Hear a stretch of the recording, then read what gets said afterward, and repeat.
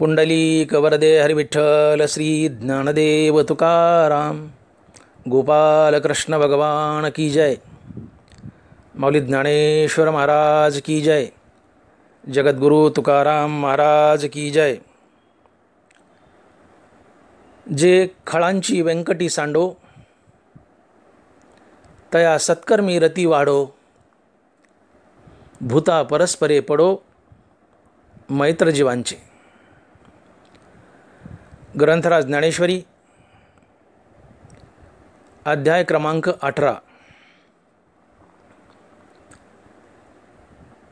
जे खळांची व्यंकटी सांडो तया सत्कर्मी रती वाढो, भूता परस्परे पडो मैत्र जीवांचे। ज्ञानेश्वरीच्या 18व्या अध्यायातील ओवी आहे आणि पसायदानातील ओवी आहे। पसायदानातील ही दुसऱ्या क्रमांकाची ओवी आहे आणि या ओवीमधून ज्ञानोबाराय आपल्या श्रीगुरूकडं असं मागणं मागतायत, असं दान मागतायत की जे खळांची व्यंकटी सांडो तया सत्कर्मी रती वाढो। जे खळांची व्यंकटी सांडो, खळ म्हणजे नेमकं कोण? तर खळ म्हणजे दुष्ट, दुराचारी, परपीडक, कावेबाज व स्वार्थी माणूस याला खळ म्हणावं।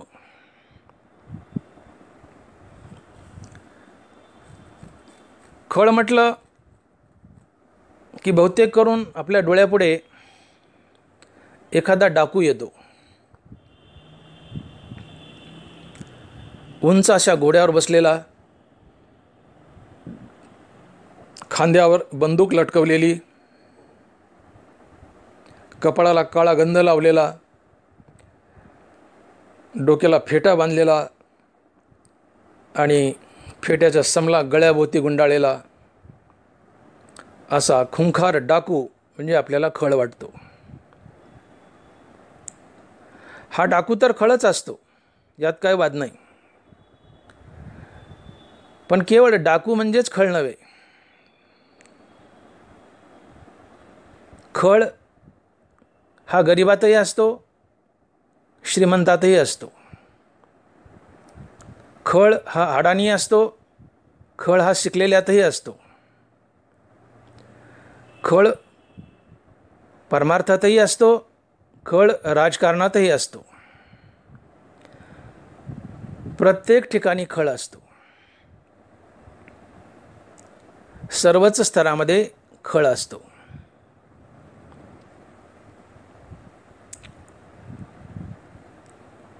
खळाची तुकोबारायांनी अतिशय सुंदर व्याख्या केली आहे। तुकोबाराय बोलतायत, खळा सदा क्षुद्रदृष्टी करी कष्टी सज्जना। काय म्हणतात तुकोबाराय? खळा सदा क्षुद्रदृष्टी करी कष्टी सज्जना। जो आपल्या वागण्यातून समोरच्या माणसाला कष्टी करतो, दुःखी करतो, तोच खळ। जो आपल्या वागण्यातून समोरच्या माणसाला कष्टी करतो, दुःखी करतो, तोच खळ।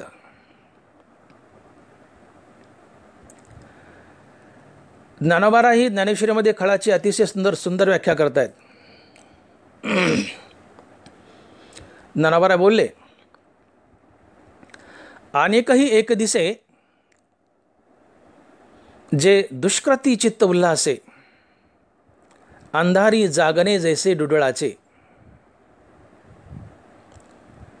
अनेकही एक दिसे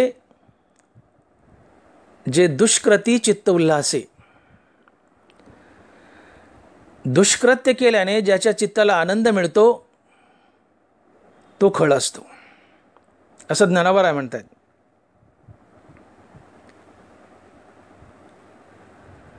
दोन माणसाच्या माऱ्या लागल्यात. एक लेचा पेचा पडलाय आणि एक भारी पडलाय. तो भारी पडलेला त्या लेच्यापेच्या माणसाला हान हाणतोय, बदडतोय. आणि बाजूला एक माणूस उभा आहे. तिकडं ठोका पडला की इकडं उडी मारतो, त्या ठोक्याचा आनंद लुटतो. तिकडं ठोका पडला की इकडं उडी मारतो, अरे हान म्हणतो. हाताने काय, काठीने हान. ठोक्यागणीच उडी मारतो, प्रत्येक ठोक्याचा आनंद लुटतो. दुष्कृती चित्त उल्हासे, अंधारी जागणे जैसे डुडुळाचे. दुष्कृत्य केल्याने ज्याच्या चित्ताला आनंद मिळतो तो खळ असतो.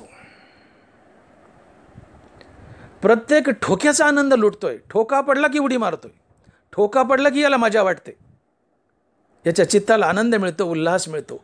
दुष्कृती चित्त उल्हासे, अंधारी जागणे जैसे डुडुळाचे. दुष्कृत्य केल्याने ज्याच्या चित्ताला आनंद मिळतो तो खरा खळ असतो. तुमच्या हातून एखादं दुष्कृत्य घडलं आणि तुम्ही एखाद्याचं मन दुखवलं, पण लगेचच तुम्हाला पश्चाताप झाला आणि तुम्हाला वाटलं की आपण उगाच त्याला दुखावलं, आपल्या कृतीचं वाईट वाटलं, आपल्या कृतीचा पश्चाताप वाटला, तर तुम्ही खळ नसता. अनावधानाने नकळत चुकून तुम्ही कुणाचं मन दुखवू शकता, कुणासोबत सहज वाईट वागू शकता, घडतं असं. पण तुम्ही एखाद्यासोबत वाईट वागले आणि त्याचं मन दुखावलंय, पण तात्काळ तुम्हाला पश्चाताप झाला, याचा अर्थ तुम्ही खळ आहेत असं नाही आहे. तुम्ही समोरच्याला दुखावलंय आणि तुम्हाला पश्चाताप झालाय म्हणजे तुम्ही खळ नाही आहेत. तुम्ही समोरच्याला दुखावलंय आणि दुखावल्यानंतर तुमच्या चित्ताला आनंद मिळतो, तो खरा खळ असतो. अनेकही एक दिसे, जे दुष्कृती चित्त उल्हासे, अंधारी जागणे जैसे डुडुळाचे.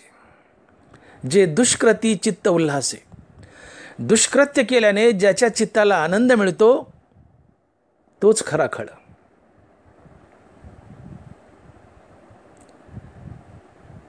समोर मारामारी लागली आहे, मी बोललो की एक लेचं पेचं पडलंय आणि एक भारी पडले. ते भारी पडलेलं बदाड मारतंय. समोर 3 माणसं उभे आहेत. त्यातला एक मनुष्य भांडण सोडायला जातो. त्या मारणाऱ्याला म्हणतो, अरे मारू नको, ते मरल, मारू नको.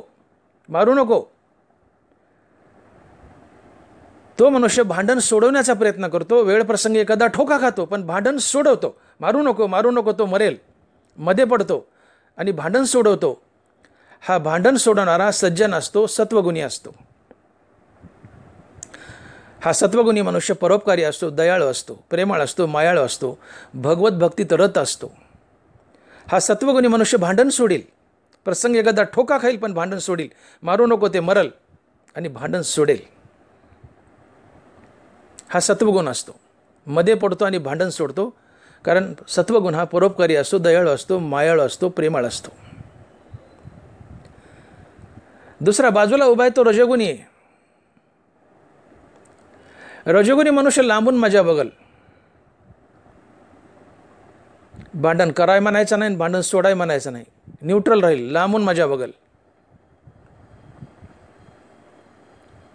हा रजोगुणी असतो, न्यूट्रल असतो. रजोगुणी हा छंदक असतो, ज्याला संपत्ती कमावण्याची खूप लालसा असते, ज्याला परद्रव्य परणारीचा अभिलाष असतो, अतिशय संपत्तीची लालसा, माझंही माझं आणि तुझंही माझंच. हा न्यूट्रल असतो, मध्ये पडणार नाही, भांडण सोडवणार नाही, कराय म्हणणार नाही, सोडाय म्हणणार नाही, लांबून मजा बघल, न्यूट्रल असतो. सत्वगुण मध्ये पडलाय, सत्वगुणी मनुष्य मध्ये पडलाय, भांडण सोडवलंय, प्रसंगी टोका खाल्लाय, पण भांडण सोडवलंय, कारण तो परोपकारी, दयाळू आहे, मायाळू आहे. सत्वगुण हा प्रेमळ असतो, मायाळू असतो, दयाळू असतो, भांडण सोडले त्यांनी. रजोगुणी मनुष्य लांबून मजा बघतोय आणि न्यूट्रल आहे, काहीच बोलत नाही, नुसती मजा बघतो. तमोगुणी मनुष्य प्रत्येक ठोक्याचा आनंद लुटतो, प्रत्येक ठोक्याला खुश होतो, दुष्कृती चित्त उल्हासे. कुकर्म केल्यानं, दुसऱ्याला पीडा दिल्यानं, वाईट वागल्यानं ज्याच्या चित्ताला आनंद मिळतो तो तमोगुणी असतो आणि हा तमोगुणी वृत्तीचा मनुष्य खळ असतो. आणि म्हणून ज्ञानोबा बोलले की आचारभंगाची हाडे रूपती इंद्रियापुढे, मरे जरी तेनेकडे क्रिया जाय. आचारभंगाची हाडे रूपती इंद्रियापुढे, आचाराचा भंग करायचा. शास्त्रानं अर्थात वेदानं, ज्ञानेश्वरीनं, गीतेनं, गाथेनं जी काय नियमावली घालून दिली आम्हाला वागण्यासाठी, जी काय आचारसंहिता सांगितली की असं वागा, असं वागू नका, ही जी आचारसंहिता आहे, ही जी आचाराची यादी आहे शास्त्रानं सुचवलेली, त्या आचाराच्या विरोधात वागायचं, आचाराचा भंग करायचा, मुद्दाम उलटं वागायचं. आचारभंगाची हाडे, आचाराचं भंग करायचं, चुकीचं वागायचं, वाईट वागायचं. आचारभंगाची हाडे रूपती इंद्रियापुढे, मुद्दाम उलटं वागायचं. खाऊ नको म्हणलं मुद्दाम खायचं, पिऊ नको म्हणलं मुद्दाम प्यायचं, तिकडं जाऊ नको म्हणलं मुद्दाम जायचं, असं करू नको म्हणलं मुद्दाम करायचं.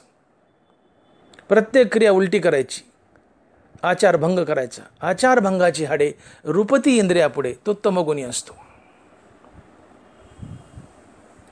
आणि असा तमोगुणी मनुष्य परपीडक असतो, समाजाला सारखा त्रास देतो, आचाराचा भंग करतो, वाईट वागतो, दुष्ट वागतो आणि समाजाला त्रासदायक ठरतो. आणि समाजाला त्रास दिल्यानं याच्या चित्ताला आनंद मिळतो, असा मनुष्य तमोगुणी असतो, खळ असतो. म्हणून ज्ञानोबा बोलतायत की अंधार पडल्यानंतर सगळ्या जगाला दुःख होतं, पण घुबडच एक असं आहे की ज्याला अंधार पडल्यानंतर आनंद मिळतो. जसं घुबडाला अंधाराने आनंद मिळतो, तसं दुष्कृत्य केल्याने ज्याच्या चित्ताला आनंद मिळतो तो तमोगुणी असतो आणि तोच खरा खळ असतो. दुष्कृती चित्त उल्हासे, अंधारी जागणे जैसे डुडळाचे. दुष्कृत्य केल्याने ज्याच्या चित्ताला आनंद मिळतो तोच खळ आणि तोच तमोगुणी. हे जगत त्रिगुणानं विणलेलं एक जाळं आहे. सत्व रजतम या 3 गुणापैकी मनुष्य कुठल्या तरी एका गुणात बद्ध असतो. आणि म्हणून तुकोबाराय बोलले की प्रकाराचे 3 तुका म्हणे केले जन. या 3 गुणापैकी सत्व रजतम या 3 गुणापैकी मनुष्य कुठल्या तरी एका गुणात बद्ध असतो. आणि जो तमोगुणात बद्ध असतो तो खरा खळ असतो. आणि म्हणून बघा ज्ञानोबा काय बोलतात की आचारभंगाची हाडे रूपती इंद्रियापुढे, मरे जरी तेनेकडे क्रिया जाय. असा तमोगुणी किंवा खळ मनुष्य जिवंतपणे तर समाजाला त्रास देतोच, परपीडक ठरतोच, परंतु मेल्यावरही समाजाला त्रास देतो. मरे जरी तेनेकडे क्रिया जाय. आचारभंगाची हाडे रूपती इंद्रियापुढे, मरे जरी तेनेकडे क्रिया जाय. जिवंतपणे तर समाजाला त्रास देतोच देतो, पण मेल्यावरही समाजाला त्रास देतो. तो खळ असतो, तो तमोगुणी असतो.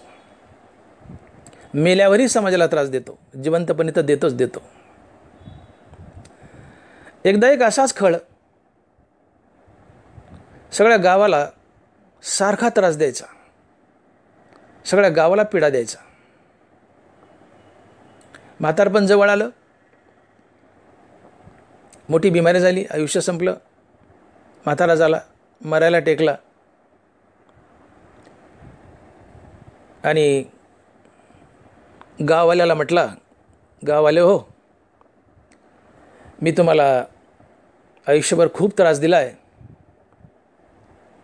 पण आता मला असं वाटतं की मी तुम्हाला त्रास देऊ नये आणि दिलेल्या त्रासातून उतराई होण्यासाठी, माफी मागण्यासाठी माझी एक शेवटची इच्छा आहे, ती पुरी करा. गाववाले म्हणले काय? तो खळ म्हणतो, मी मेल्यानंतर मला ताटकीवर बांधून नेऊ नका. मग माझ्या दोन्ही पायाला मोठी दोरी बांधा आणि मोठ्या दोऱ्या बांधून त्या दोऱ्याने मला फरफटत वडत न्या स्मशानात आणि मग माझा अंत्यविधी करा. गाववाले म्हणले नाहीतर आम्ही हेच करणार होतो. तू स्वतःहून सांगितलं बरं झालं, आम्ही नाहीतर हेच करणार होतो. तू काय म्हणतो, मी मेल्यानंतर माझ्या दोन्ही पायाला दोऱ्या बांधा आणि त्या दोऱ्याने मला ओढत ओढत फरकटत नेऊन स्मशानात माझा अंत्यविधी करा. गाववाले म्हणले आम्ही हेच करणार होतो, पण तुझ्या तोंडातून आलं बरं झालं. तो मेला,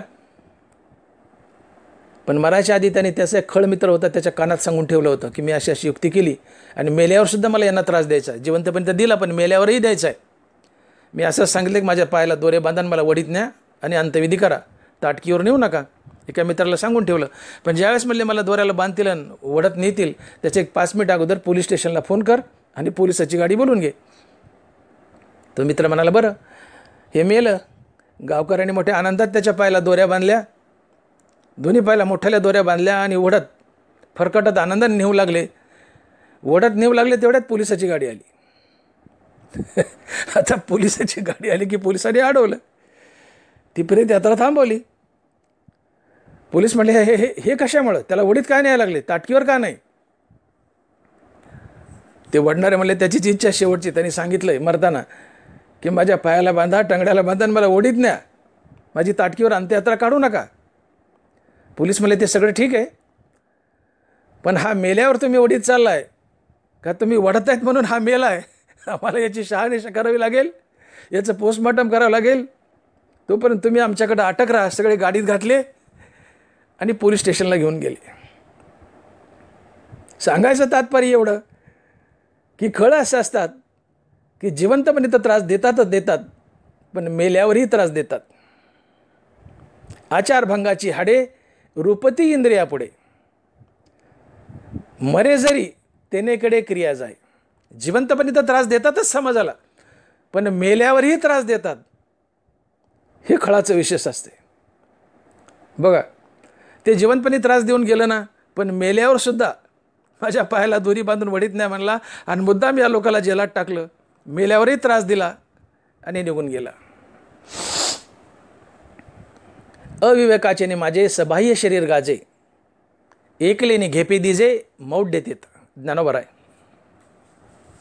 अविवेकाचे माझे सबाह्य शरीर गाजे. आतून बाहेरून अविवेक भरलेला असतो, मूर्ख असतो. एकलेने घेपे दिजे मौढ देतेत. हे आपण म्हणतो ना, हे मूर्ख आहे, नालायक आहे, बेअक्कल आहे, फालतू आहे, गाढव आहे, अमकं आहे, ढमकं आहे, हे सगळे त्या तमोगुणी माणसाला किंवा खळ माणसाला शब्द लागू पडतात. एकलेने घेपे दिजे मौढ देतेत. मौढ्य म्हणजे मूर्खपणा. मूर्खपणाचा कळस, आपल्या वागण्यातला मूर्खपणाचा कळस म्हणजेच खळ. दुसऱ्याला दुःख दिल्यानं ज्याच्या चित्ताला आनंद मिळतो तोच खळ. दुष्कृती चित्त उल्हासे, अंधारी जागणे जैसे डुडुळाचे. आणि म्हणून ज्ञानोबा खळाची व्याख्या करतात की दुष्कृत्य केल्याने, दुसऱ्याला पीडा दिल्याने, दुसऱ्याचं वाईट केल्याने ज्याच्या चित्ताला आनंद मिळतो तोच खळ आणि तोच तमोगुणी.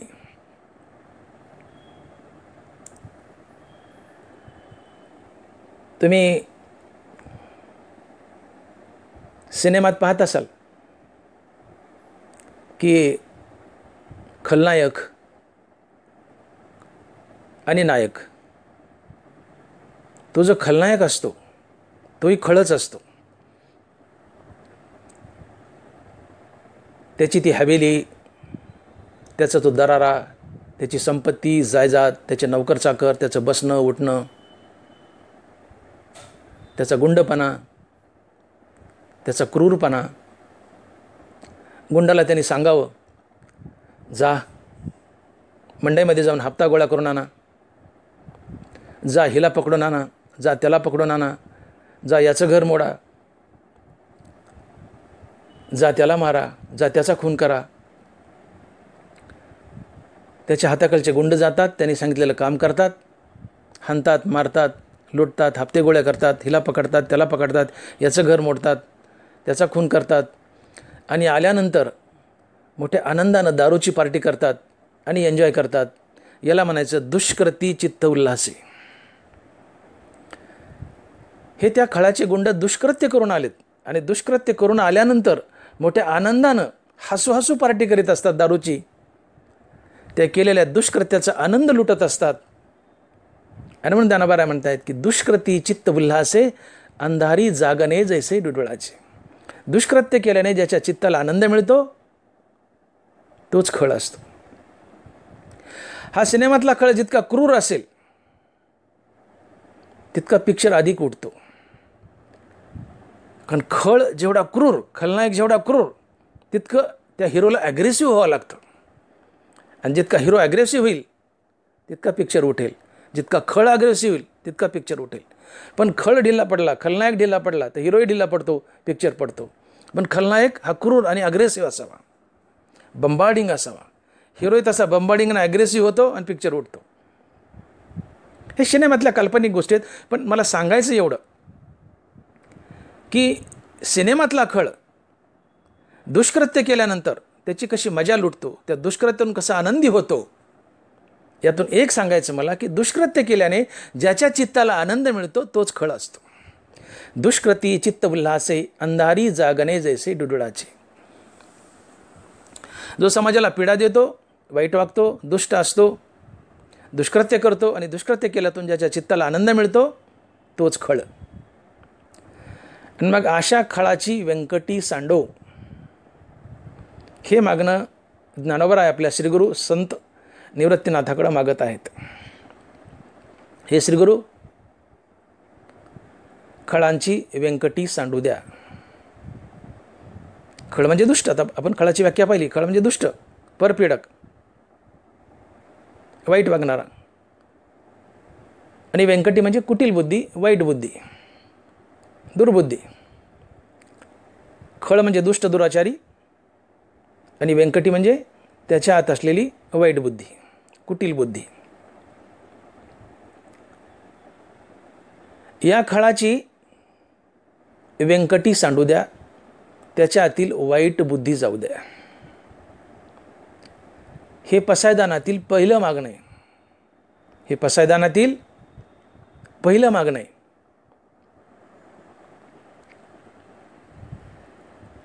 ज्ञानोबारायांनी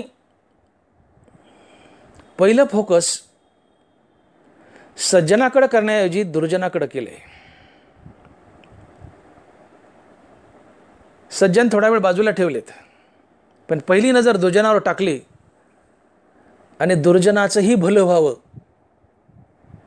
हे दान आपल्या श्रीगुरूकडं मागितलं आहे. जे खळांची व्यंकटी सांडो, खळाच्या आतील खळत्व जावो, त्याची कुटील बुद्धी नाहीशी हो, त्याची वाईट बुद्धी नाहीशी हो आणि त्याला सत्कर्मात रती हो. हे श्रीगुरू, हे माझं मागणं मान्य करा. हे पहिलं दान ज्ञानोबराय निवृत्तीनाथाकडं मागतायत. का बरं? खळावरच का नजर पडली आहे? याचं कारण ज्ञानोबराय हे जगताची आई आहेत, विश्वाची आई आहेत आणि म्हणून त्यांना पूर्ण विश्व माऊली म्हणतं.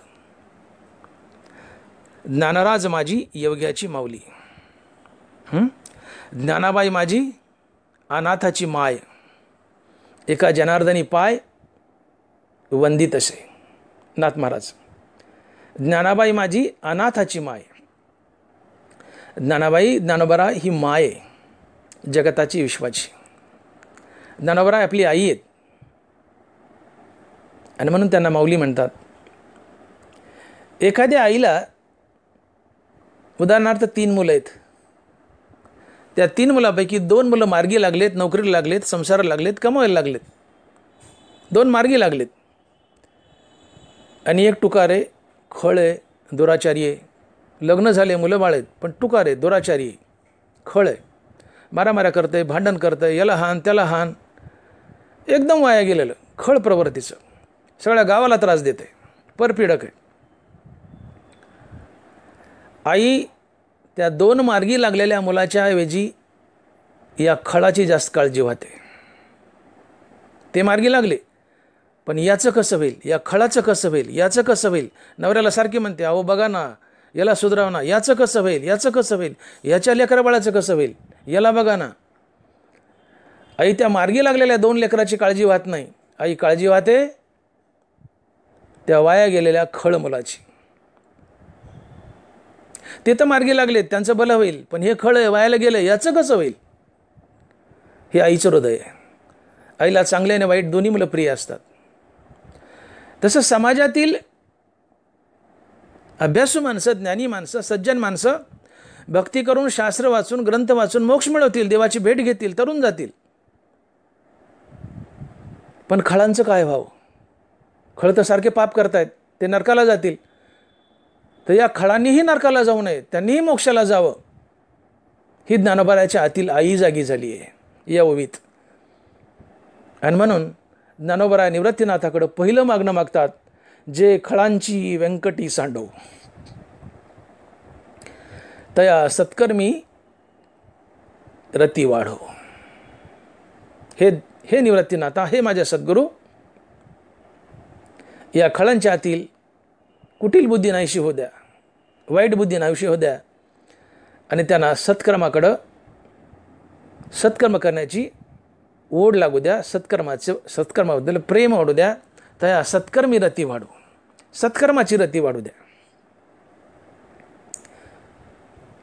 हे पहिलं जे मागणं मागितले, खळाची व्यंकटी सांडो, ही ज्ञानोबरायाची जगतासाठी असलेली तळमळ आहे. ही ज्ञानोबरायाच्या आत असलेली जागी झालेली आई आहे. आई आपल्या चांगल्या आणि वाईट दोन्ही लेकराचं भलं चाहते. चांगले आहे ते तरुण जातील, पण वाईटाचं काय व्हावं? वाईटानेही तरावं, खळांनीही तरावं. आणि म्हणून पहिलं मागणं आहे, जे खळांची व्यंकटी सांडो. ज्ञानेश्वरी लिहिताना ज्ञानोबरायांनी हेच केलंय. ज्ञानोबरायांनी मुक्त हातानं वरदहस्त दिलाय, आशीर्वाद दिलाय. जे माझी ज्ञानेश्वरी वाचतील, व्यासपीठावर बसून सांगतील, त्यांना तर मोक्ष मिळेलच, पण ज्यांना ज्ञानेश्वरी वाचताही येत नाही आणि सांगताही येत नाही, त्यांचं काय? तर त्यांनी नुसतं येऊन बसावून ऐकावं, त्यांनाही मोक्षच मिळेल. इथे ज्ञानोबरायाची आई जागी झाली आहे. श्रवणे पाठे आर्थे गीता निधी मोक्ष आरोते, जैसा समर्थ दाता कवनाते नास्ती न मने. श्रवणे पाठे आर्थे गीता निधी मोक्ष आरोते. तुम्ही ज्ञानेश्वरी वाचा, ऐका, सांगा, फळ एकच, मोक्ष. ज्यांना सांगता येतील, ज्यांना वाचता येतील, ते वाचतील, सांगतील, तरुण जातील. पण ज्यांना वाचता येत नाही, ज्यांना सांगता येत नाही, त्यांचं काय? तर बाबा, तुला वाचता येत नाही, सांगता येत नाही ना, मग तू नुसता येऊन बस आणि ऐक, तुलाही मोक्षच. ही ज्ञानोबरायाच्या आतली आई आहे. श्रवणे पाठे आर्थे गीता निधी मोक्ष आरोते. येत मोक्ष अशा येता श्रवणाची माझी. सांगणारे सांगतील, वाचणारे वाचतील, पण तुला वाचता येत नाही, सांगता येत नाही ना, तू अडाणी आहे ना, मग नुसता येऊन बस, ऐक, तुलाही मोक्षच. ही आई असते. सांगणाऱ्याला मोक्ष, वाचणाऱ्याला मोक्ष. मग ज्याला वाचता येत नाही, सांगता येत नाही, त्यांचं काय? तू ऐक, तुलाही मोक्ष. याला आई म्हणतात.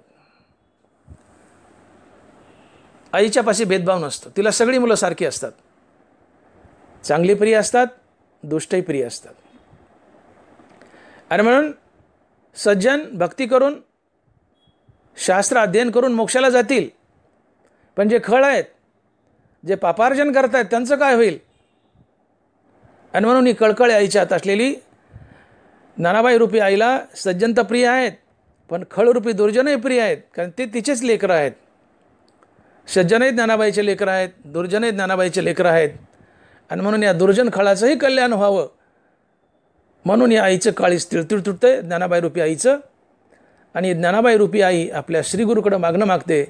पसायदानातलं पहिलं मागणं, जे खळांची व्यंकटी सांडो तया सत्कर्मी रती वाढो, भूता परस्परे पडो मैत्र जीवांचे. आता ज्ञानोबरायांनी श्रीगुरूकडं मागणं तर मागितलंय, जे खळांची व्यंकटी सांडो. खळाच्या आत असलेली कुटील बुद्धी, दुर्बुद्धी नाहीशी हो, आणि त्यांना सत्कर्माची आवड लागो, त्यांना सत्कर्मी रती वाढो, चांगले कर्म करण्याची गोडी लागो. तया सत्कर्मी रती वाढो, चांगल्या कर्माबद्दल प्रेम निर्माण व्हावं, सत्कर्मी रती वाढो. पण आता हे आपाप होईल का? जनावरांनी मागणं मागितलंय, पण हे आपाप होईल का? जे खळांची व्यंकटी सांडो, खळाच्या आतली वाईट बुद्धी जावो, पण हे आपाप घडल का? आणि म्हणून ज्ञानोबरायांनी पसायदानाच्या पहिल्या 6 ओव्यामध्ये, एकूण 9 ओव्या आहेत, त्यातल्या पहिल्या 6 ओव्यामध्ये श्रीगुरूची कर्तव्य दाखवली आहेत. एकूण 10 मागण्या मागितली आहेत पसायदानात. त्यातली 3 मागणे अर्थात 3 दान या ओळीत आलेत. जे खळांची व्यंकटी सांडो हे एक दान मागितलंय, तर सत्कर्म रथी वाढो हे दुसरं दान मागितलंय, आणि भूता परस्परे पडो मैत्र जीवांचे हे तिसरं दान मागितलंय. या 10 दानापैकी हे 3 दानं या एका ओळीत आलेत, आणि पसायदानाच्या 10 दानापैकी हे पहिलं दान मागितलंय, जे खळांची व्यंकटी सांडो. मान्य आहे, आता गुरुला दान मागितलंय, पण नुसत्या मागण्यानं आणि निवृत्तीनाथानं आशीर्वाद दिलाय एवढ्या प्रक्रियेने जगातील खळ नाहीसे होतील का? आणि झाले का? म्हणून पसायदानामध्ये जर बारकाईने तुम्ही पाहिलं तर पहिल्या 6 ओव्यामध्ये ज्ञानोबारायांनी जे दान मागितले तिथं श्रीगुरूला बांधलंय की श्रीगुरूचं काय कर्तव्य आहे, श्रीगुरूंनी हे द्यावं, श्रीगुरूंनी ते द्यावं, श्रीगुरूंनी ते द्यावं, हे पहिल्या 6 ओव्यात मागितले, श्रीगुरूचं कर्तव्य दाखवलंय. पण 7व्या आणि 8व्या या 2 ओवीमध्ये किंबहुना सर्व सुखी या आणि पुढची ओवी या 2 ओव्यामध्ये समाजाचं कर्तव्य सांगितलंय. पहिल्या 6 ओव्यामध्ये गुरुचं कर्तव्य, गुरुनी काय करावं, आणि या 7व्या आणि 8व्या ओवीमध्ये जनतेचं कर्तव्य, माणसाचं कर्तव्य, समाजाचं कर्तव्य दाखवलंय की माझ्या श्रीगुरूनं दिलेलं दान नक्की सफल होईल. पण कधी? किंबहुना सर्व सुखी पूर्ण हो नितीही लोकी भजिजो आदिपुरुखी अखंडित आणि ग्रंथोपजीवीये विशेषी लोकीये द्रष्टा अद्रष्ट विजये हो आवेजी. आणि ग्रंथोपजीवे इथं उभयानवे अवये हा आणि शब्द या पुढच्या ओवीला मागच्या ओवीसोबत जोडतो. भजिजो आदिपुरुखी अखंडित आणि ग्रंथोपजीवीये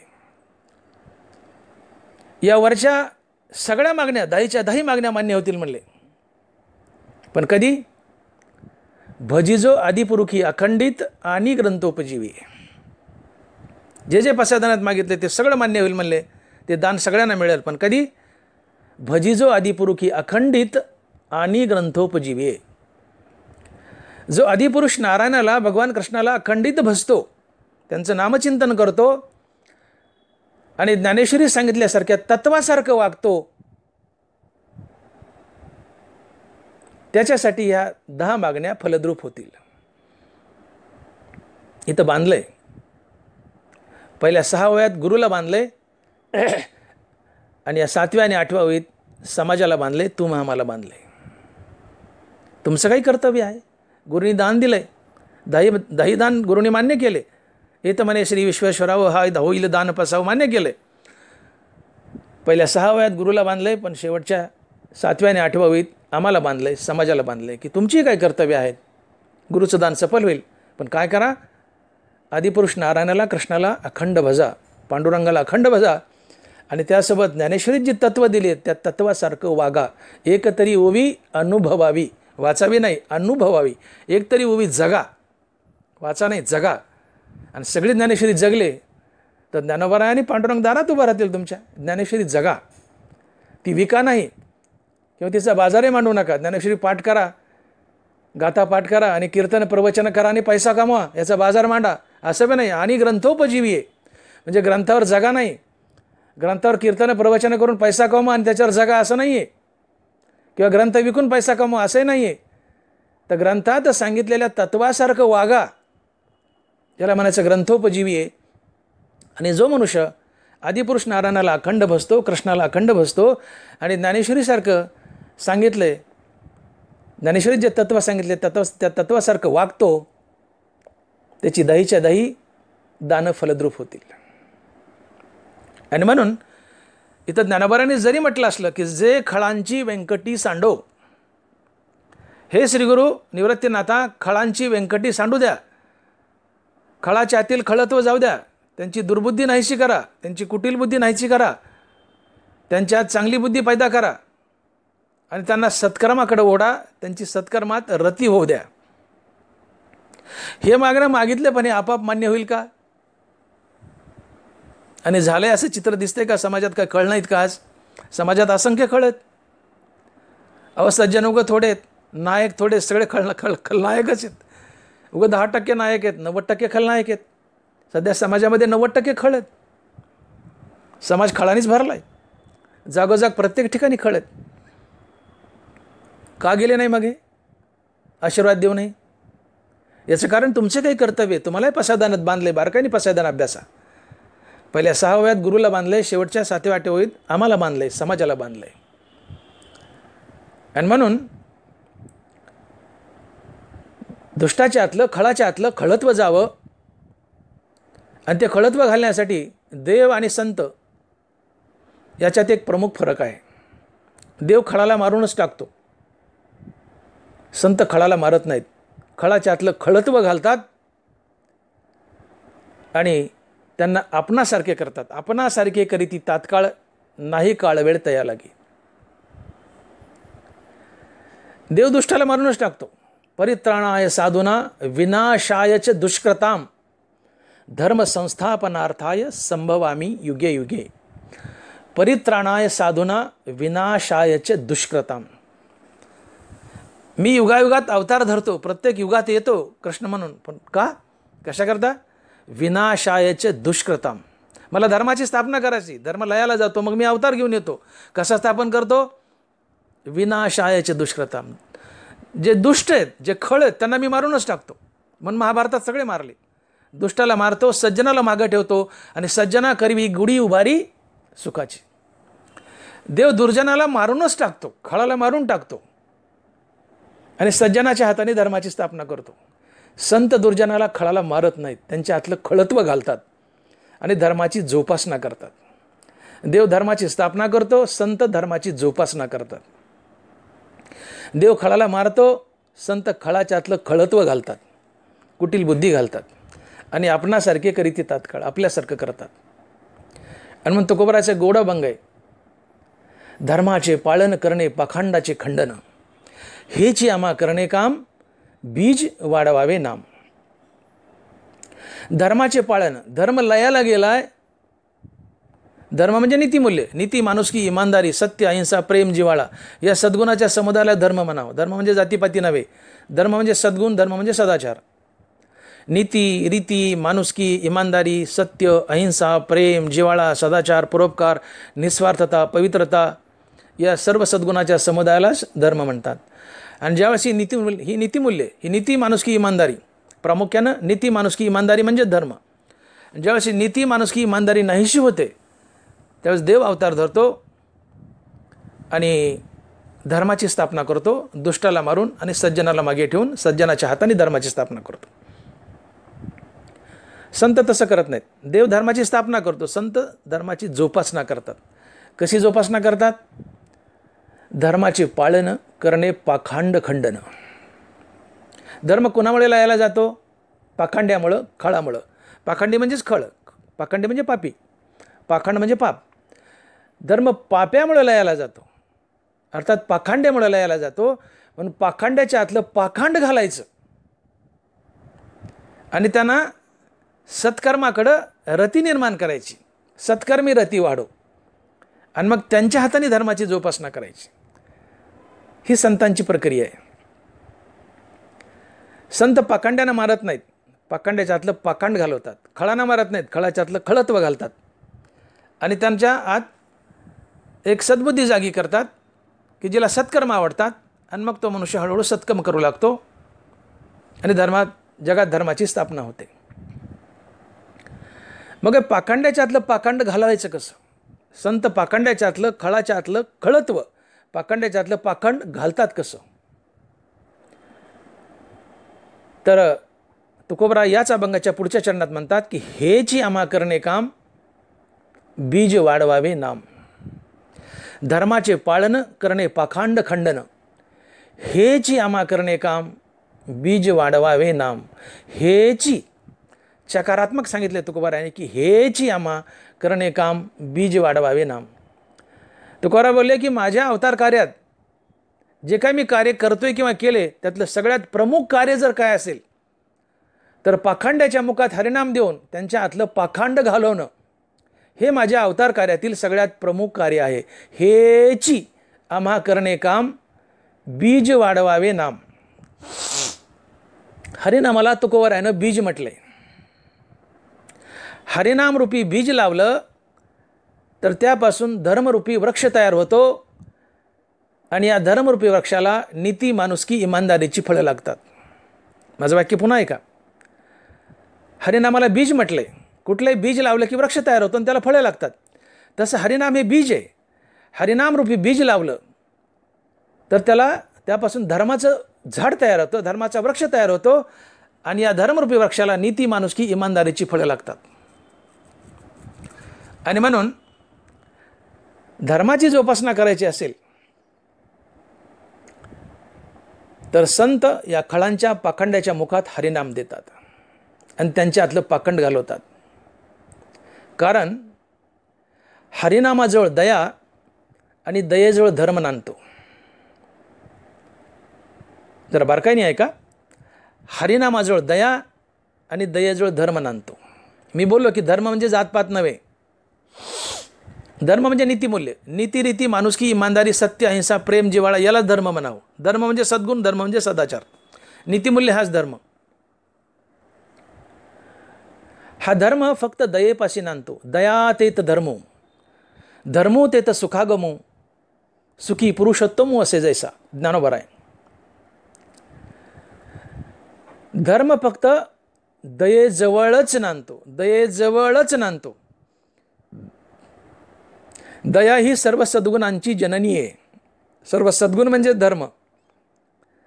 मग दया ही धर्माची जननी आहे, अर्थात दया ही सद्गुणांची जननी आहे. दयेच्या पोटी धर्म अर्थात नीतिमूल्य अर्थात सद्गुण जन्म घेतात. हे सद्गुण म्हणजे चांगल्या गोष्टी, अर्थात दयेच्या पोटी सगळ्यात चांगल्या गोष्टी जन्म घेतात. दयेच्या पोटी धर्म जन्म घेतो, अर्थात दयेच्या पोटी सद्गुण जन्म घेतात आणि सद्गुणाला धर्म म्हणतात.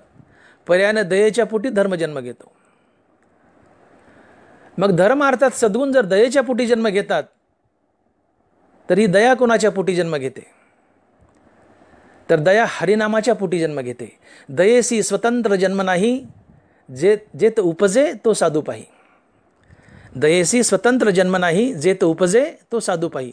दयेला स्वतंत्र जन्म नाही. ज्याच्या मुखात हरिनाम आहे त्याच्या हृदयात दया वास करते. हो, जेत उपजे तो साधू पाही. दया ही साधूच्या आश्रयाने जगते, कारण साधू हे नामधारक असतात. म्हणून ज्याच्या मुखात हरिनाम त्याच्याच हृदयात दया, आणि ज्याच्या हृदयात दया फक्त त्याच्याच जीवनात धर्म अर्थात नीतिमूल्य. अर्थात हरिनाम तेथे दया आणि दया तेथे धर्म. म्हणजे हरिनाम तेथे दया आणि दया तेथे धर्म अर्थात नीतिमूल्य. हरिनाम तेथे दया आणि दया तेथे धर्म अर्थात नीतिमूल्य. पर्यायाने हरिनामाच्याच पोटी धर्म अर्थात नीतिमूल्य जन्म घेतात. आणि म्हणून ज्ञानोबा बोलले की सकळ धर्माचे कारण नामस्मरण हरिकीर्तन. धर्माचं कारण जर काय असेल तर नामस्मरण हरिकीर्तन. भगवंताचं पवित्र नाम हे धर्म जगवतं, अर्थात सद्गुण जगवतं, चांगल्या गोष्टी जगवतं. आणि म्हणून ज्याच्या मुखात हरिनाम फक्त त्याच्या जीवनात सद्गुण अर्थात चांगल्या गोष्टी वास करतात, अर्थात धर्म वास करतो. कारण सद्गुणाला आणि चांगल्या गोष्टीला धर्म म्हणतात. म्हणून हरिनामाजवळ दया आणि दयेजवळ धर्म हा सिद्धांत आहे. दया तेत धर्मो, धर्मो तेत सुखागमो. हरिनाम तेथे दया आणि दया तेथे धर्म हा सिद्धांत आहे. अर्थात हरिनाम तेथे दया आणि दया तेथे धर्म म्हणजे सद्गुण. पर्यायाने हरिनामाजवळ धर्म आणि सद्गुण वास करतात. म्हणून हरिनाम हे धर्माला जगवण्याचं कारण आहे. हरिनामामुळे धर्म जगतो, अर्थात हरिनामामुळे सद्गुण जगतात, सदाचार जगतात, हरिनामामुळे चांगल्या गोष्टी जगतात. आणि म्हणून संत या पाखंड्याच्या खळांच्या मुखात हरिनाम देतात आणि त्याच्या हृदयातली दया जागृत करतात. कारण हरिनामाच्या पोटी दया जन्म घेते आणि दयेच्या पोटी धर्म आहे.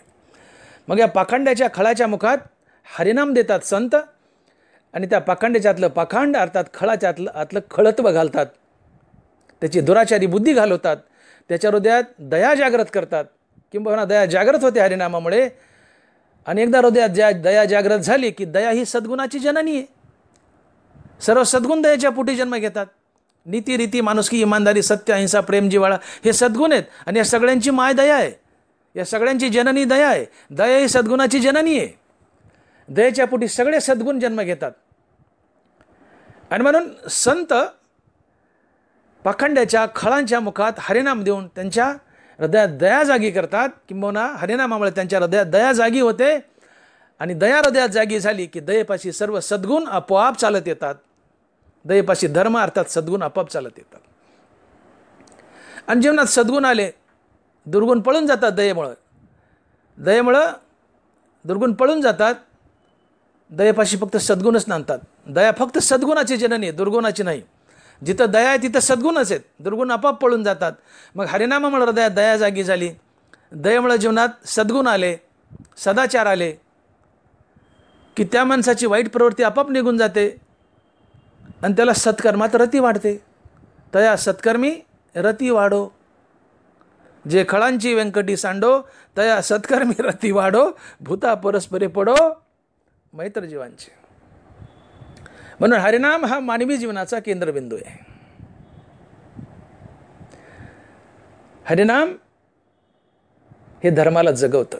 सकळ धर्माचे कारण नामस्मरण हरिकीर्तन ज्ञानोबा आहे.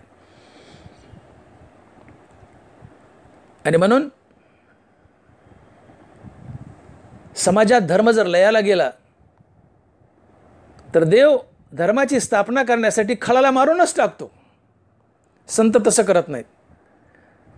संत धर्माची जोपासना करतात आणि ही धर्माची जोपासना करण्यासाठी खळाच्या मुखात हरिनाम देतात, त्याचं खळत्व घालतात. कसं तर हरिनाम एकदा मुखात आलं की हृदयात दया येते आणि दयेपाशी सर्व सद्गुण अर्थात धर्म चालत येतो. आणि एकदा जीवनात धर्म आला, सद्गुण आले की मनुष्य सदाचारी बनतो आणि सत्कर्म करतो, त्याला सत्कर्मात रती वाढते. आणि म्हणून गावात जर सप्ताह असेल तर अगोदर खळाच्या घरी जा. तो खळच आहे पण गाढवाला पाटील म्हणा. तो खळ आहे पण त्या गाढवाला पाटील म्हणा. त्याच्या दारात उभा राहा खळाच्या आणि जा आणि म्हणा, मालक आपल्याला सप्ताह घ्यायचा आहे आणि आपल्याला वर्गणी गोळा करायची आणि सप्ताहाचे मोहरके तुम्ही आहेत, सप्ताहाचे पुढारी तुम्ही आहेत, तुमच्याशिवाय कोण वर्गणी देईल? मालक तुमच्याशिवाय सप्ताहच होऊ शकत नाही. तुम्ही आले तरच सप्ताह होईल, तुम्ही आले तरच आपल्या गावात देवदेव होईल, तुम्ही आले तरच आपल्या गावात सत्कर्म होईल, तुम्ही आले तरच आपल्या गावाचं भलं होईल. असं त्याला गुलवा. गाढवाला पाटील म्हणा, त्याला घोड्यावर बसवा त्या खळाला आणि ते स्तुतीचं भुकेलेलं असते. खळाला स्तुती फार आवडती. गाढवाला पाटील म्हणा, स्तुती केली त्या खळाची की ते खुश होतं. ते म्हणतं असं आहे माझ्याशिवाय सप्ताह होऊ शकत नाही, असं आहे मग चला म्हणले. आता ते येतं, गावभर फिरतं, पायपीट करतं, पट्टी गोळा करतं, सप्ताहात 8 दिवस राबतं, विना घेऊन उभा राहतं, सगळं नियोजन करतं सप्ताहाचं, महाराजाचं शेवटच्या पंक्तीचं. आणि 7 दिवस हरिनाम घेतल्यामुळं आणि कानावर पडल्यामुळं त्याच्या हृदयात दया निर्माण होते. दुर्गुण पळून जातात, खळत्व पळून जातं, पाखांड पळून जातं आणि त्याच्या हृदयात हे हरिनामाच्या बळावर दया निर्माण होते. दयेपाशी धर्म मारतात, सर्व सद्गुण चालत येतात आणि तो सद्गुणी बनतो, सदाचारी बनतो आणि त्याला सत्कर्मात रती वाढते. तया सत्कर्मी रती वाढो, भूता परस्परे पडो मैत्र जीवांचे. आणि म्हणून धर्माची शास्त्रात एक अशीही व्याख्या केली आहे की धर्मो धारयते प्रजा. काय म्हटलंय? धर्मो धारयते प्रजा. जो प्रजेला धारण करतो तो धर्म असतो. तळं पाण्याला धारण करतं, तळं पाण्याला धरतं म्हणून त्या तळ्याला धरण म्हणतात. काय बोललो मी? तळं पाण्याला धरतं म्हणून त्या तळ्याला धरण म्हणतात. जे धरतं ते धरण, जे धरतं तो धर्म. आणि म्हणून धर्म हा प्रजेला धारण करतो, प्रजेला एकत्रित धरून ठेवतो म्हणून तो धर्म आहे. धर्मो धारयते प्रजा. जो प्रजेला एकत्रित धरून ठेवतो तो धर्म असतो, तो धर्म असतो. आता खळाच्या मुखात हरिनाम दिलं, खळाच्या हृदयात दया जागी झाली, त्याचं खळत्व गेलं. हरिनामाच्या बळावर खळाच्या हृदयात दया जागी झाली, दयाजवळ धर्म अर्थात नीतिमूल्य आले, त्याला सत्कर्मात रती झाली आणि मग खळ चांगला वागू लागला. खळाचं आणि गाववाल्याचं किंवा समाजाचं वैर कशामुळे होतं? खळ समाजाला त्रास देत होता म्हणून त्याचा द्वेष होता. गावाला तो आवडत नव्हता, कारण तो जागोजाग पिढा द्यायचा, त्यांना सतवायचा, अडवायचा, नडवायचा आणि त्यातून आनंद लुटायचा. स्वार्थी होता, मजा मारायचा, त्यांना त्रास द्यायचा, मजा मारायचा, लुटायचा आणि आनंदी व्हायचा. जेव्हा तो खळ होता, वाईट वागत होता, पिढा देत होता गावाला, त्यावेळेस गावाला त्या खळासोबत वैर होतं. पण आता खळ चांगला वागू लागलाय, हरिनामाच्या बळावर सत्कर्म करू लागलाय. आणि ज्यावेळेस समोरचा मनुष्य सत्कर्म करतो त्यावेळेस त्याच्याबद्दलची पूर्वीची द्वेषभावना निघून जाते आणि म्हणून गावकरी त्याचे मित्र होतात, जीवाभावाचे मित्र होतात. आणि म्हणून भूता परस्पडे पडो मैत्र जीवांचे संगती लक्षात येते. आता तोच खळ चांगला वागू लागलाय, पहिला वाईट वागत होता म्हणून द्वेष आहे.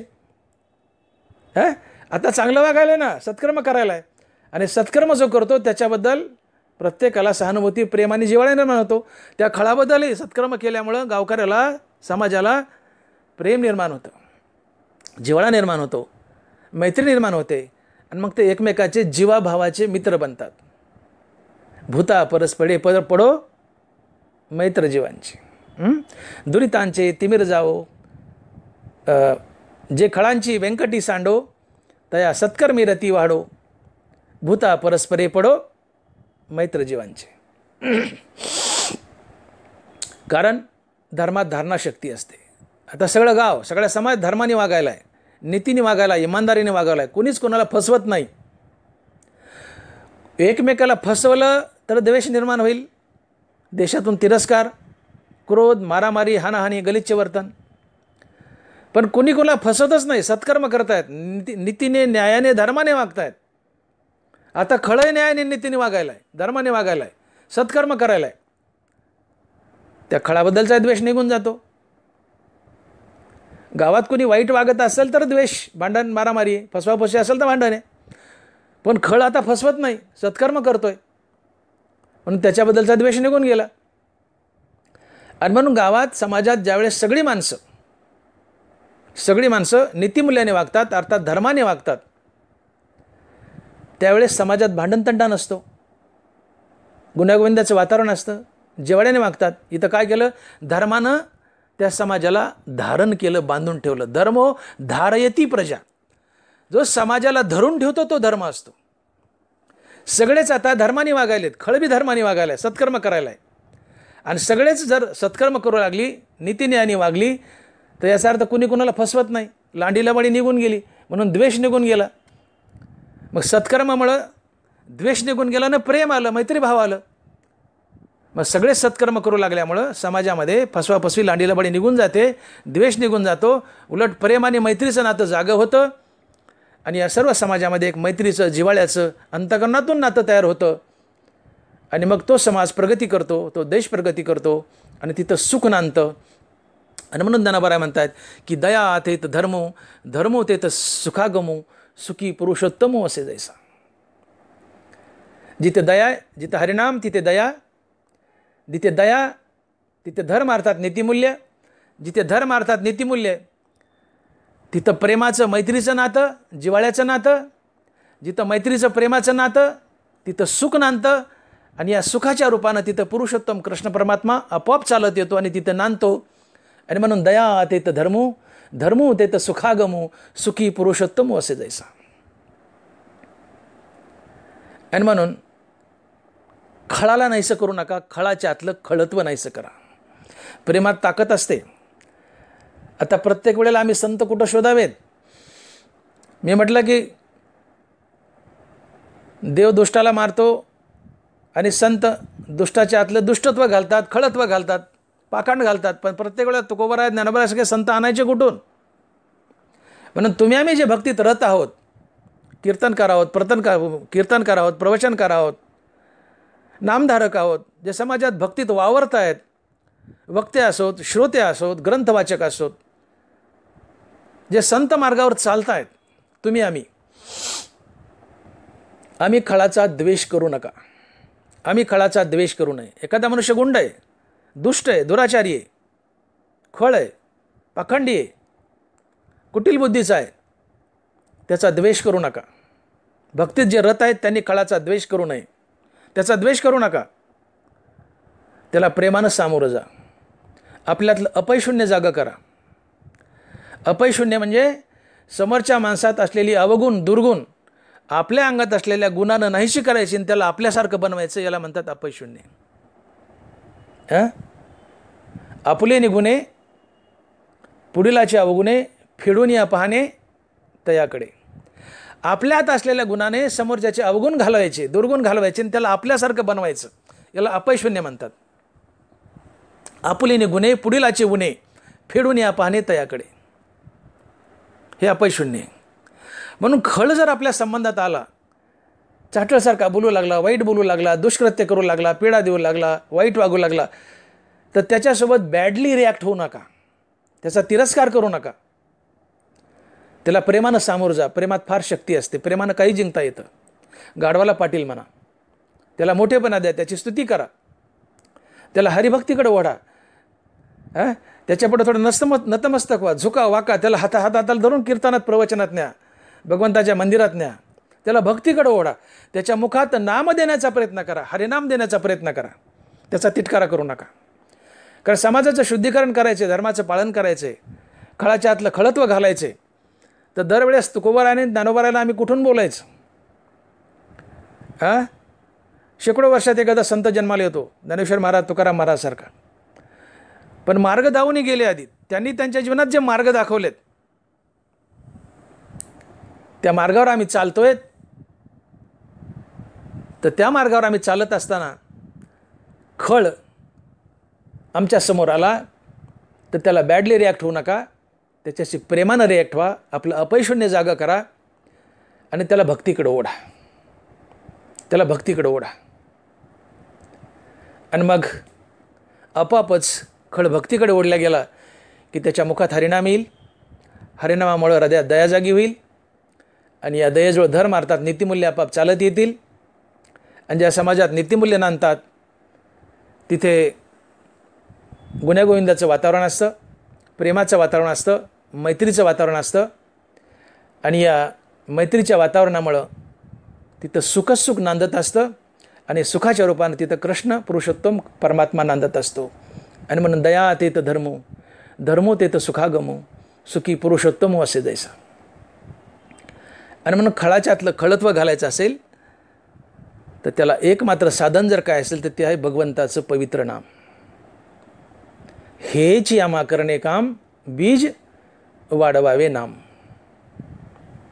खळाच्या मुखात हरिनाम द्या, हृदयात दया जागी होईल, खळत्व जाईल आणि सत्कर्म करेल. जे खळांची व्यंकटी सांडो, त्या सत्कर्म रथी वाढो, भूता परस्परे पडो, मैत्र जीवांचे.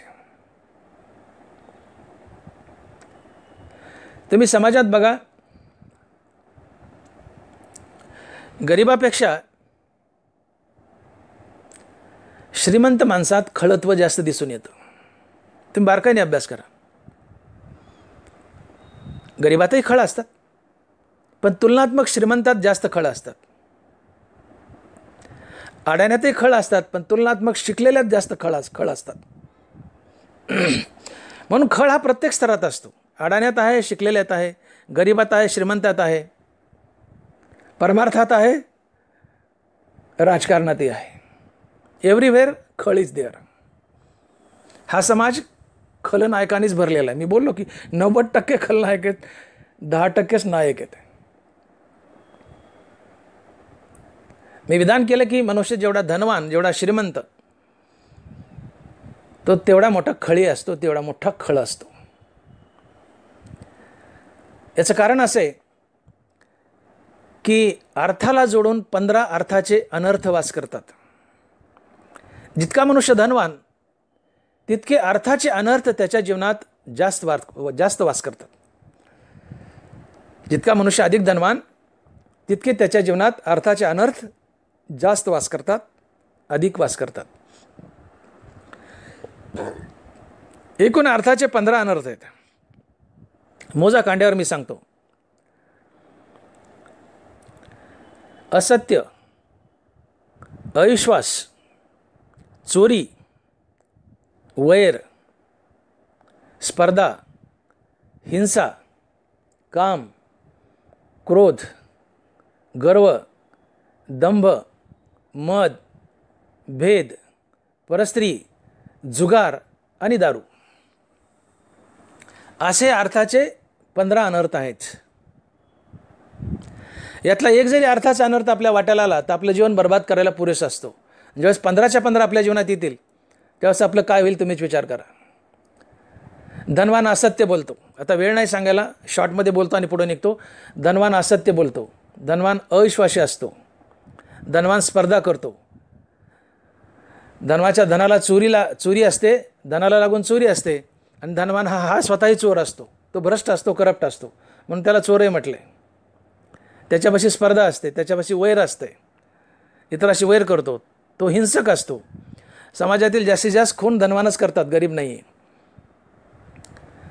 तो कामी असतो, तो क्रोधी असतो, विषयभोगी असतो, तो गर्विष्ठ असतो, माजोरी असतो, मद असतो, माजोरी असतो. ऐसा माझे स्त्रिया धने विद्यास्तुती बहुते माने एक दिवसेचे परान्ने अल्पको जैसा. ज्ञानोबा बोलतात. धनवान असा माजतो म्हणले. ऐसा माझे, ज्ञानोबाचा शब्द आहे. ऐसा माझे स्त्रिया धने विद्यास्तुती बहुते माने एक दिवसेचे परान्ने अल्पको जैसा. भिकाऱ्याला जर एखाद्या दिवस मिष्टान्न खायला मिळालं, गोड अन्न, तो जसा माजतो त्या गोड अन्नाने, तसा धनवान धनाने माजतो. ऐसा माझे स्त्रिया धने. हो, ऐसे ऐसे उतने संपत्ती मिसे. बरोबर. ऐसे ऐसे उतने, जो उतू येतो संपत्तीने, जो संपत्तीने माजतो. अर्थात धनवान हा गर्विष्ठ असतो, संपत्तीने माजतो. बरोबर बोलतात. ऐसा माझे स्त्रिया धने. तो गर्विष्ठ असतो, माजरा असतो, समोरच्याला ठोकराने हाणतो. हो, दुष्कृत्य करतो, समाजाला लुटतो, लबाड असतो. फार कमी श्रीमंत आहेत की जे नीतिमत्तेने श्रीमंत झालेत. समाजातले मॅक्झिमम श्रीमंत लबाडीने आणि पापाने श्रीमंत झालेले असतात. पैशाचं झाड हे सहसा पापाच्या भूमीवरच उगवतं. माझं वाक्य नीट ऐका. पैशाचं झाड हे सहसा पापाच्या भूमीवरच उगवतं. झाड पैशाचं आहे पण भूमी पापाची आहे. भूमी पापाची. पापाच्या भूमीवरच पैशाचं झाड उगतं. तात्पर्य ज्याच्याजवळ गडगंज पैसा आहे, गडगंज संपत्ती आहे, ती पापातूनच आलेली असते, लबाडीतून आली असते, भ्रष्टाचारातून आली असते. आणि धनवान हा माजुरी असतो, समाजाला त्रास देतो. अर्थात तो धनवान की जो धनवान आहे पण भगवत भक्तीमध्ये रत नाही. सगळे धनवान नाही. जे धनवान आहेत पण भगवत भक्तीत रत आहेत, धन आहे मुखामध्ये हरिनाम बी आहे, तो सज्जन असतो, तो सद्गुणी असतो. जेत जेत संपत्ती आणि दया दोन्ही वस्ती आली ठाया, ते जाण धनंजया विभूती माझी. संपत्ती आहे आणि जोडीला हरिभक्ती आहे, तिथं दया असते आणि ती संपत्ती सत्कार्यासाठी खर्च होते आणि ती इमानदारीने मिळवलेली असते. पण जिथं भक्ती नाही आहे आणि नुसती संपत्ती आहे, ती लबाडीतूनच मिळवलेली असते. आणि असा लबाडीने धन मिळवलेला मनुष्य दुर्गुणाने बरबटलेला असतो. धनवान आहे पण परमार्थात रत नाही, मुखात हरिनाम नाही, मुखात देवाचं नाव नाही. धनवान आहे पण मुखात देवाचं नाव नाही. तो धनवान आणि त्याची मुलं बाळं दुर्गुणानं बरबटलेली असतात, दुर्गुणानं बरबटलेली. कारण ही अर्थाची अनर्थ त्या धनाला जोडून असतात. हे सगळे त्याच्या जीवनात वास करतात. जसा मनुष्य रेंद्याने बरबटतो तसा अभक्त धनवान दुर्गुणानं बरबटलेला असतो. का? तर अर्थाला जोडून 15 अर्थाचे अनर्थ वास करतात आणि सगळे त्याच्या जीवनात वास करतात. म्हणून नाथ महाराज बोलले की ऐका माझे वचन त्रिसत्य, अर्थ सर्वांगे अनर्थभूत, पृथ्वी माझी जे जे अनर्थ ते अर्थात उपजती. या पृथ्वीवर जेवढे अनर्थ आहेत किंवा वाईट गोष्टी आहेत त्या सगळ्या पैशाच्या पोटी जन्म घेतात आणि पैशाच्या आश्रयानेच जगत असतात.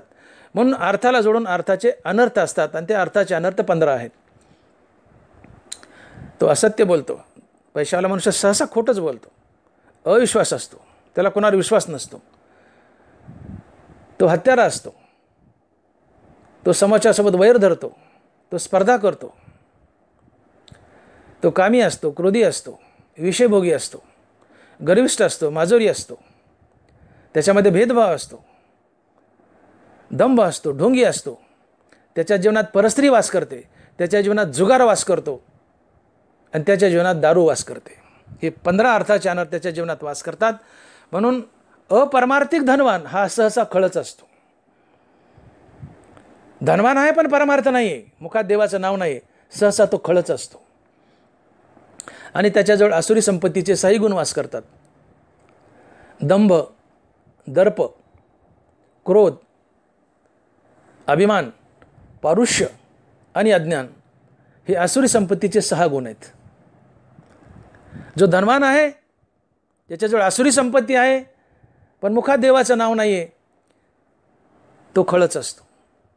आणि त्याच्याजवळ अर्थाचे अनर्थ आणि हे 6 आसुरी संपत्तीचे गुण पूर्णत्वाने वास करतात. तो दांभिक असतो, नाटकी असतो, खोटा असतो, आतून एक बाहेरून एक, जगाला फसवतो, पीडा देतो आणि त्यातून आनंद लुटतो. दुष्कृती चित्त उल्हासे, त्यातून आनंद लुटतो. दांभिक असतो, खोटारडा असतो, आतून एक वरून एक.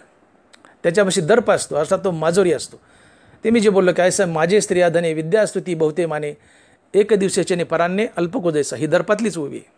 धनाबरोबर बोलतात तो माजोरी असतो, धनाचा माज असतो, धनाचा गर्व असतो, दुसऱ्याला ठोकराने मारतो. दंभ, दर्प, क्रोध, दुसऱ्याचं देखवत नाही, अतिशय क्रोधिष्ट असतो. तापला तिली आगी ओटी चंद्रू देखवणे जळे पोटी कोला जैसा. नानाबरा बोलतात क्रोधाची व्याख्या सांगताना, तापला तिली आगी ओटी चंद्रू देखोनी जळे पोटी कोला जैसा. तापलेल्या तेलात एक जरी थेंबर पाणी पडलं त्याचा भडका होतो, जाळ होतो. तसं दुसऱ्याचं वैभव पाहून, दुसऱ्याची श्रीमंती पाहून ज्याचा जळफळाट होतो, ज्याच्या अंतःकरणात जाळाचा डोम निर्माण होतो, तो क्रोध असतो. दुसऱ्याचं वैभव आणि श्रीमंती देखत नाही, ज्याचा जळफळाट होतो दुसऱ्याचं भलं झालेलं पाहून, तो क्रोध असतो. चंद्रो देखोनी जळे पोटी कोलो जैसा. चंद्र पाहिला की कोला जसा जळतो, कारण त्याला चांदणं आवडत नाही, चोरी करता येत नाही, पीक खाता येत नाही. चंद्र चांदणं पाहून कोला जसा जळतो तसं दुसऱ्याचं वैभव पाहून जो जळतो तो क्रोधी असतो. तापलेल्या त्याला थेंबर पाणी पडलं की जाळाचा भडका होतो, तसं दुसऱ्याची श्रीमंती, चांगलं वैभव पाहिलं की ज्याच्या अंतःकरणात भडका होतो, ज्याला देखवत नाही, तो क्रोधी असतो. दंभ, दर्प, क्रोध, अभिमान, जो भगवंताशी स्पर्धा करतो, वेदासोबत स्पर्धा करतो, या देवाला मारू का वेदाला फाडू, ही वेद माझी सवत झाली, या जगात मीच देव आहे. जसा हिरण्यकशिपू होता, नारायणाचं नाव घेऊ नका, मीच नारायण आहे, मला देव म्हणा, पोटच्या लेकराला मारायला निघाला. देवासोबत स्पर्धा करतो, तो आसुरी प्रवृत्तीचा असतो, याला अभिमान म्हणतात. हिरण्यकशिपू त्याचं ज्वलंत उदाहरण. हे पैशावाले धनवान, आसुरी संपत्तीवाले, भगवतभक्ती धरत नाहीत पण पैशावाले आहेत, देवासोबत स्पर्धा करतात. मीच देव आहे, वेद नाही, देव नाही, काही नाही, मी देव आहे, स्वतःला देव मानतात. देवाला हीन लेखतात, देवासोबत स्पर्धा करतात, तो अभिमान असतो, माजुरी असतात. त्यानंतर पारुष्य, आसुरी संपत्तीचा 5वा गुण आहे पारुष्य. पारुष्य म्हणजे कठीण काळजाचा. पहारीचा घाव घातल्यावर जशा वेदना व्हावात तसं तो बोलला की काळजावर पहार घातल्यासारखी वेदना होते. काळजात बाण टोकतील, काळजात बाण टोचतील असा बोलतो. तो सगळ्यांना हार्ट करत असतो. त्याच्या बोलण्याने समोरच्याला दुःखच होतं, हार्टच होतं. असा कठीण आणि वाईट वाणीचा ते पारुष्य. हमेशा वाईटच बोलतो आणि वाईट बोलून समोरच्याला दुखवतो, ते पारुष्य आहे. आणि शेवटचं अज्ञान, पाप आणि पुण्याची खिचडी करून खातो, ते अज्ञान. करणीय अकरणीय ज्याला कळत नाही, काय करावं काय करू नये. दारू पिऊ नये पाप आहे, ते अकरणीय, मुद्दाम दारू पिईल. मांस खाणं पाप आहे, ते खाऊ नये, मुद्दाम मांस खाईल. दुसऱ्याचं धन लुटू नये, ते पाप आहे, मुद्दाम लुटल. परस्त्री भोगू नये, ते पाप आहे, मुद्दाम भोगील. असं करणीय आणि अकरणीय ज्याला कळत नाही, अर्थात पाप आणि पुण्याची सरभेसळ करतो आणि ते खुशाल खात राहतो. पाप पुण्याची सरभेसळ करून तो खात राहतो, याला अज्ञान म्हणतात. ही सगळी आसुरी संपत्तीची 6 लक्षणं आणि 15 अर्थाचे अनर्थ त्या खळाच्या जीवनात वास करतात. आणि म्हणून मी बोललो की अर्थाला जोडून 15 अर्थाचे अनर्थ आहेत. आणि जो अर्थवान आहे, जो धनवान आहे, श्रीमंत आहे, पण परमार्थात रत नाही, धनवान आहे पण मुखात देवाचं नाव नाही, तो दुर्गुणानं बरबटलेला असतो, तो सर्वात मोठा खळ असतो, समाजकंटक असतो, समाजाला त्रास देत असतो. आणि धनवान आहे पण भगवत भक्तीत रत आहे, मुखात देवाचं नाव आहे, तो सज्जन असतो. पैसा आहे पण मुखात देवाचं नाव आहे, सज्जन असतो. पैसा आहे, दुर्जन असतो. पैसा आहे पण मुखात देवाचं नाव नाही, दुर्जन असतो, खळ असतो.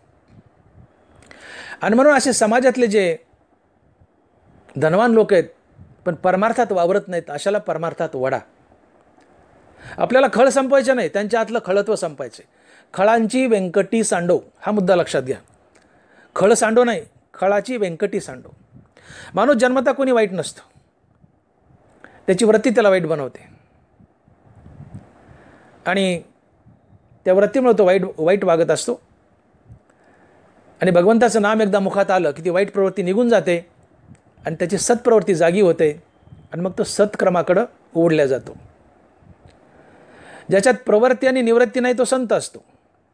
प्रवृत्ती आणि निवृत्ती ये ओझे नेघे मती, जरी अखंड चित्तवृत्ती माझ्या ठाई. ज्ञानावर आहे. ज्याच्या जीवनात प्रवृत्ती आणि निवृत्ती मावळली आहे तो संत असतो, तो देव असतो. पण साधारण मनुष्यामध्ये प्रवृत्ती जागी असते, निवृत्ती जागी असते. आणि म्हणून खळाच्या आतली, त्याच्या मुखात हरिनाम दिल्यानंतर त्याच्या आतली वाईट प्रवृत्ती नाहीशी झाली हरिनामामुळं, की त्याची सद्प्रवृत्ती जागी होते आणि त्याची सत्क्रमाकडे ओढ होते, तो चांगले कर्म करू लागतो. कुठली तरी प्रवृत्ती राहतेच ना. हरिनामामुळे खळाच्या आतली वाईट प्रवृत्ती गेली, वाईट बुद्धी गेली, आता सद्बुद्धी जागी झाली आणि सद्बुद्धीला शुभकर्म आवडतात, सत्कर्म आवडतात. अशा प्रकारे खळाच्या आतलं खळत्व नाहीसं करायचं हरिनामाच्या बळावर आणि त्याला आपल्यासारखं सज्जन बनवायचं आणि सत्कर्माकडे ओढायचं. खळ मारायचं नाही, खळाच्या आतलं खळत्व मारायचं. हे संतत्व आहे, हा संत विचार आहे. आणि म्हणून मी जे सुरुवातीला विधान केलं की ज्ञानोबारायांनी आपल्या श्रीगुरूला बंधन घातलंय पहिल्या 6 वयामध्ये की श्रीगुरू हे निवृत्तीनाथा, मला पसायदानातून हे द्या, ते द्या, ते द्या, खळाची व्यंकटी जाऊ द्या, त्याला सत्कर्मात रती होऊ द्या, भूतांची परस्पर मैत्री होऊ द्या, दुरिताचं तिमीर जाऊ द्या, विश्व स्वधर्म सूर्य पाहू द्या, अर्थात जगात स्वधर्म नांदू द्या, त्यातून जो जे वांचील तो ते लावू द्या, वर्षात सकळ मंगळी या प्राणीमात्राला संत भेटू द्या. मंगलाचा वर्षाव करणारे संतच असतात. असे संत इथं बनू द्या किंवा संत अवतरित होऊ द्या. संताची आणि समाजाची मैत्री होऊ द्या, भेटवता या भूता, हे भेटत राहोत, त्यांच्यात परस्पर एक मैत्रीचं नातं हो समाजामध्ये, संतामध्ये. संताकडून त्यांचा उद्धार होऊ द्या, त्यांना सर्व सुख मिळू द्या, त्यांना द्रष्टाद्रष्ट विजय होऊ द्या, अर्थात मोक्ष मिळू द्या. द्रष्टाद्रष्ट विजय म्हणजे, द्रष्ट म्हणजे संसारातली बरकत, डोळ्यानं दिसणारं, ना द्रष्ट म्हणजे डोळ्यानं न दिसणारं, म्हणजे न दिसणारा देव. द्रष्टा अद्रष्ट विजय व्हावेजी. म्हणजे द्रष्ट म्हणजे संसारातली बरकत आणि अद्रष्ट म्हणजे न दिसणारा देव, या दोन्ही गोष्टीत विजय मिळू द्या. द्रष्टा अद्रष्ट विजय व्हावेजी. याच्या 10 मागण्या मागितल्या, या 10च्या 10 त्यांना मिळव म्हटले. हे सद्गुरूला बांधले पहिल्या 6 वयात, पण शेवटच्या 6व्या आणि 7व्या वयात समाजाला बांधले की बाबांनो, माझा श्रीगुरू तुम्हाला देईल, पण तुमचं काय कर्तव्य ना. सरकार रस्त्याच्या कडेने झाडं लावतंय, पण तुम्ही त्याला जोपासा तरी ना, कुऱ्हाडीने तोडू नका. सरकार झाडं लावतंय, कुंपण करतंय, पाणी घालतंय, ते झाडं मोठी होतात आणि तुम्ही कुऱ्हाड घेऊन तोडता. कमीत कमी जोपासा तरी ना. सरकारने झाडं लावले, तुम्ही जोपासा तरी. श्रीगुरूंनी 10 मागण्या मान्य केल्या पसायदानातल्या, हे श्रीगुरूचं काम झालं. पण तुमचं काही कर्तव्य बनतंय झाडाला जोपासण्यासारखं. तुम्ही मुखानं हरिनाम घ्या ना आणि ज्ञानविशेष तत्वावर जगा ना. सरकारने झाड लावले, तुम्ही जोपासलं तर जिवंत राहील, नाही तर तुटून जाईल. तुम्ही तोडलं तर. सरकारने झाड लावले, तुम्ही जोपासा, तोडू नका, जोपासा, तर ते जिवंत राहील. श्रीगुरू निवृत्तीनाथानं आशीर्वाद दिलाय, जो जे वांचिलं तो ते लावो, हा हो दान पसावो. हा दानप्रसाद होईल, 10च्या 10 मागण्या मान्य होतील. 10च्या 10 हे दान मी ज्ञाना तुझ्या पदरात टाकतो, हे माझं कर्तव्य मी निभावलंय. पण समाजाचं काय कर्तव्य आहे? काय?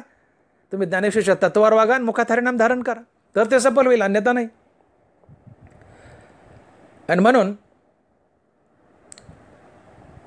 ज्ञानोबारांनी आपल्या श्रीगुरुकडे जे मागणं मागितलं आहे की जे खळांची व्यंकटी सांडो तया सत्कर्मी रती वाढो भूता परस्परे पडो मैत्र जीवांचे. हे श्रीगुरु निवृत्तीनाथा विश्वात्मक देवा, मी पहिल्यांदा पसायदानात पहिलं मागणं मागतोय की जे खळांची व्यंकटी सांडो. ही ज्ञानोबाराची आतली आई आहे. खळाचा आधी विचार केला आहे, सज्जनाचा पुन्हा विचार केला आहे की खळाच्या आतलं खळत्व जावं, त्यांच्या आतील दुर्बुद्धी जावो, कुटील बुद्धी जावो, वाईट बुद्धी जावो, त्यांच्यात सद्बुद्धी निर्माण हो आणि त्यांची सत्कर्माकडे ओढ हो, सत्कर्माकडे रती वाढो. अर्थात त्यांच्या हातून सत्कर्म घडो आणि मग त्यामुळं समाजात आणि या काळात किंबहुना सगळ्या समाजात एक मैत्रीचं, एक अंतःकरणातून जीवाभावाचं मैत्रीचं नातं निर्माण हो. ही मागणी सफल करण्यासाठी ज्ञानोबारांनी आम्हाला आड घातली की खळाचं खळत्व जाईल. म्हणून संतांच्या मार्गावर जे चालत आहेत त्यांनी खळांना परमार्थात हरिभक्तीकडे ओढण्याचा प्रयत्न करावा. प्रत्येकाने आपल्या बाजूची 4 घरं नामधारक बनवावीत. प्रत्येकानं आपल्या बाजूची 4 घरं नामधारक बनवावीत. अशानं पूर्ण गाव, पूर्ण तालुका, पूर्ण जिल्हा, पूर्ण देश, पूर्ण जग नामधारक बनेल. खळाचा तिटकारा करू नका. खळासोबत प्रेमानं पेश या. लवून झुकून वागा. खळाची स्तुती करा. गाढवाला पाटील म्हणा. तो खळ खुश होतो. तो स्तुतीचा भुकेलेला असतो. कुठल्या खळाची स्तुती करा तुम्ही, ते तुमचं होतं.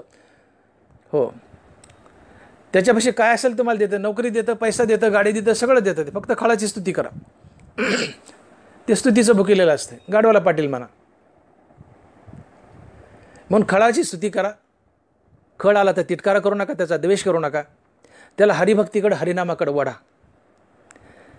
त्याला आपल्या संगतीत घ्या. सज्जनाच्या, नामधारकाच्या संगतीत घ्या.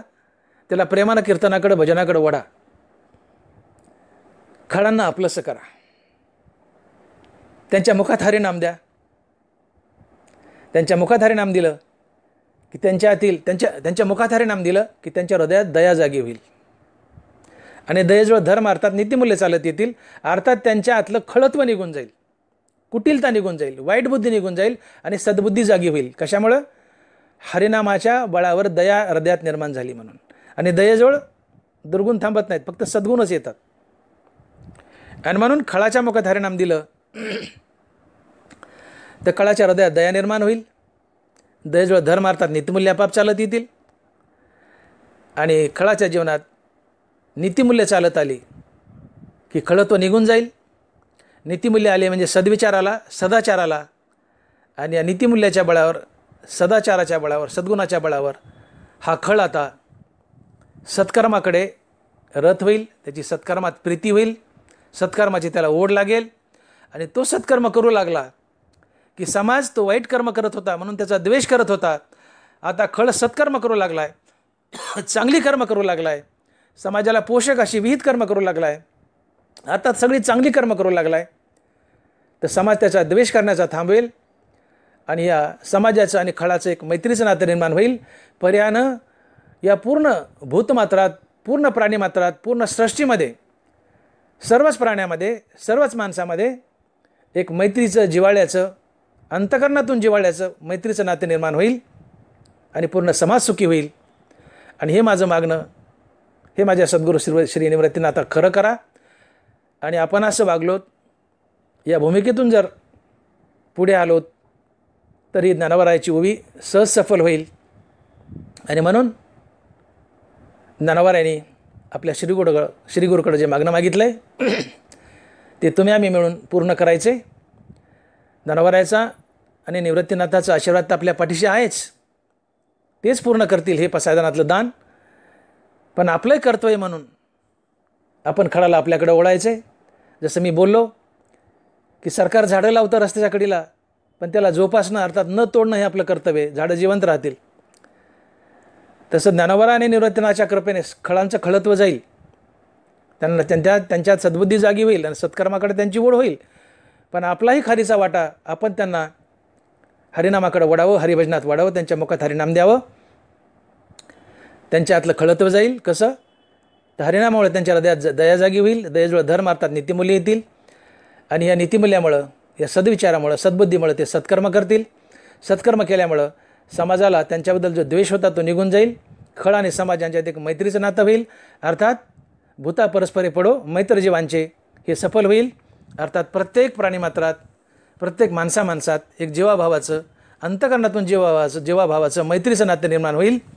आणि म्हणून जे खळांची व्यंकटी सांडो तया सत्कर्मे रेती वाढो भूता परस्परे पडो मैत्रजीवांचे. पुंडलिक वरदे हरी विठ्ठल. श्री ज्ञानदेव तुकाराम गोपाल कृष्ण भगवान की जय. माऊली ज्ञानेश्वर महाराज की जय. जगद्गुरु तुकाराम महाराज की जय. विठ्ठल विठ्ठल विठ्ठल विठ्ठल. आता विश्वात्मके देवे येणे वाग्यज्ञ तोषावे तोषो निमज द्यावे पसाये दान हे. जे खळांची व्यंकटी सांडो तया सत्कर्मी रती वाढो भूता परस्परे पडो मैत्रजीवांचे. दुरितांचे तिमिर जाओ विश्वस्वधर्म सूर्य पाहो जो जे वांछील तो ते लाहो प्राणीजात. वर्षत सकळ मंगळी ईश्वर निष्ठांची मांदी आळी अनवरत भूमंडळी भेटो तया भूता. चला कल्पतरूचे आरव चेतना चिंतामणीचे गाव बोलते जे अर्णव पियुषांचे. चंद्रमय जे अलांछन मार्तंड जे तापहीन ते सर्वाही सदा सज्जन सोयरे हो तू. किंबहुना सर्व सुखी पूर्ण हो नितीही लोकी भजिजो आदिपुरुखी अखंडित. आणि ग्रंथोपजीविये विशेषी लोकी ये द्रष्टाद्रष्ट विजय हो आवेजी. एथ म्हणे श्री विश्वेश्वरावो हा होईल दान पसावो. येणे वरे ज्ञानदेवो सुखिया झाला. येणे वरे ज्ञानदेवो सुखिया झाला. येणे वरे ज्ञानदेवो सुखिया झाला. पुंडलिक वरदे हरी विठ्ठल. श्री ज्ञानदेव तुकाराम गोपाल कृष्ण भगवान की जय. माऊली ज्ञानेश्वर महाराज की जय. जगद्गुरु तुकाराम महाराज की जय. विठ्ठल विठ्ठल विठ्ठल विठ्ठल विठ्ठल विठ्ठल विठ्ठल विठ्ठल विठ्ठल.